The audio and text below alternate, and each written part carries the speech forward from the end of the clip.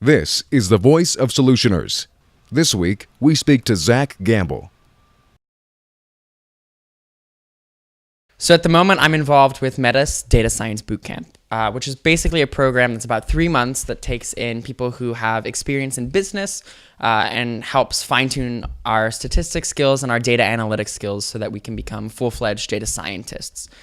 So data science is really just working with large amounts of data and creating insights from that data that we can then use to better enhance company strategy, whether that's marketing or product development or all sorts of different possible areas of a company.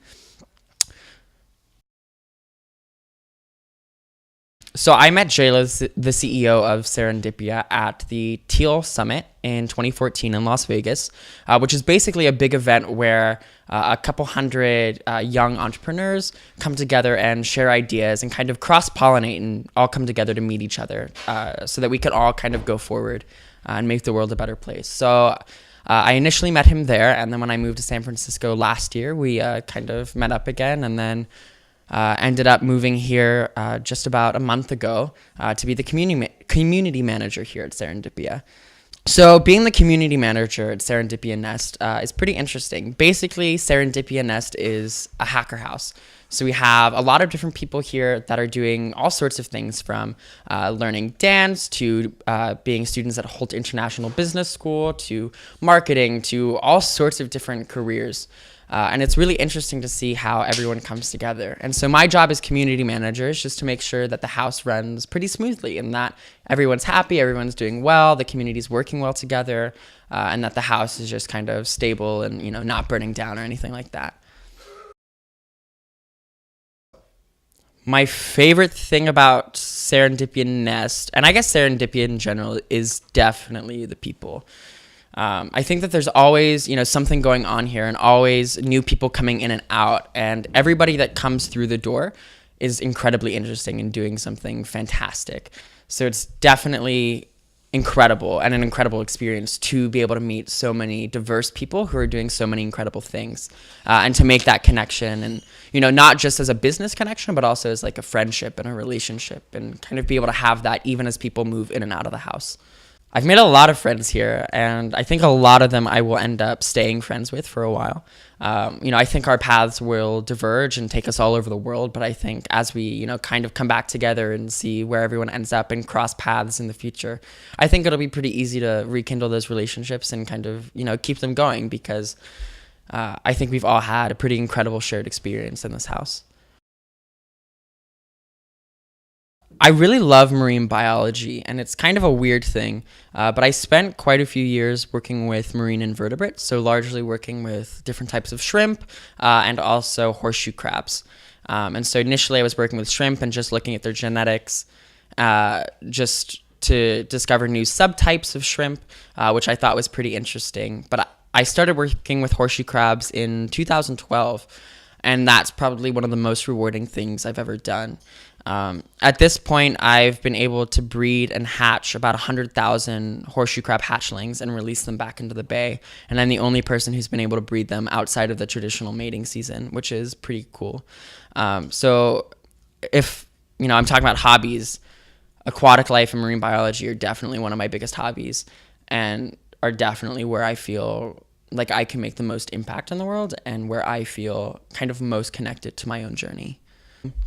Part of the reason I really loved working with horseshoe crabs was because there's a lot of biomedical potential there. And I think a common theme with my love of marine biology is that I love finding ways for marine biology to help people where, we can sustainably work with marine animals and marine life, but also use those advancements to help, larger societies. And the reason I was so fascinated with horseshoe crabs is that there are a lot of biomedical applications that involve horseshoe crabs. Their blood sells for about $15,000 per liter on the biomedical market, largely because it's great at testing for certain bacteria. And there's all sorts of research going on with horseshoe crab blood and eggs about many other applications, from, possible cancer treatments to regrowing cells that have died to much faster healing times with human cells. And so there's a lot of interesting research. But the problem is that A, horseshoe crab populations are greatly declining because of our medical dependence on them. And B, there aren't enough people actually working with horseshoe crabs to produce these proteins. So these proteins aren't actually accessible for, research. And so we're losing out because nobody's interested in horseshoe crabs, because not a lot of people know about horseshoe crabs. So part of the reason I became so passionate was, to be an advocate for horseshoe crabs, to be an advocate and say, look, our populations are declining way too quickly and we're going to lose the horseshoe crab, which has been around for almost 500 million years. So that's a big problem. And B, if we actually put a little bit of time into helping save them and helping revive them and their populations, we can gain so much from that as well. And they can help us as we help them. And it can be, like a relationship between us where we're going back and forth. And so I think that there's just a lot of potential there. If someone like me, who's weird and has like a weird love for, some crazy animal, really comes in and does something about it. And I think that's one of the things I really love about this house, is that everybody's doing something, a little bit weird, a little bit crazy, but so unique and so impactful for the world.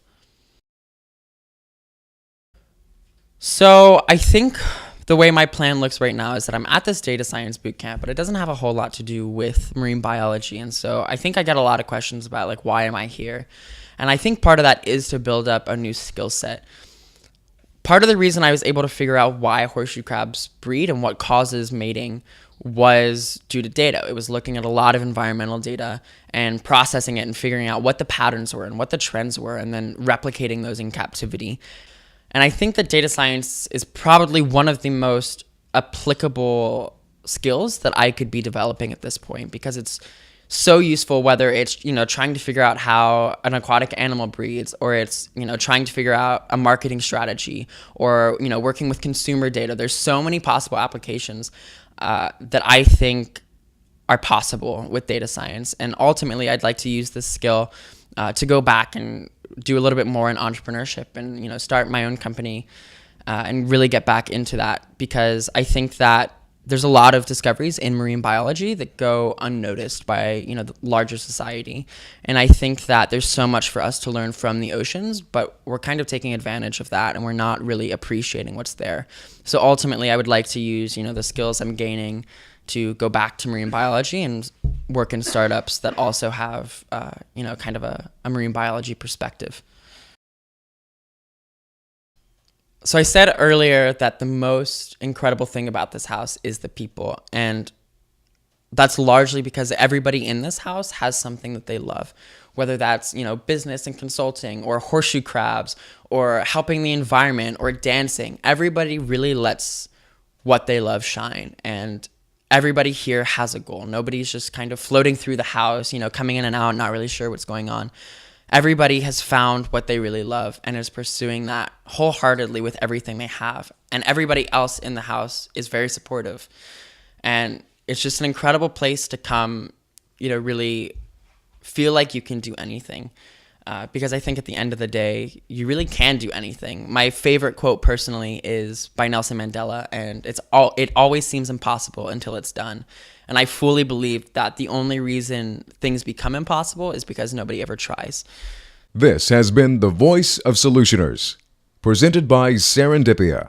To stay up to date, like us on Facebook at facebook.com/serendipialife. Thanks for watching.